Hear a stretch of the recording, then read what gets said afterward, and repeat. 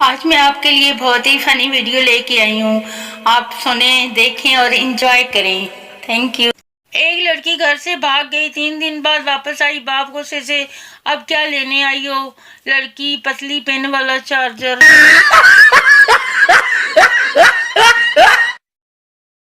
लड़कियां हर काम सोच समझ कर करती हैं और लड़के 10 रुपए की चाय के लिए 50 रुपए का पेट्रोल उड़ा देते हैं। एक लड़की ने नमाज पढ़ी और शादी के लिए दुआ मांगने लगी तो शर्मा कर कहने लगी, ऐ अल्लाह, मैं अपने लिए कुछ नहीं मांगती, बस मेरी अम्मी को एक खूबसूरत दामाद दे दे। पता है फिर क्या हुआ? उसकी छोटी बहन की शादी हो गई। मोरल, दुआ में फनकारियां नहीं करनी चाहिए।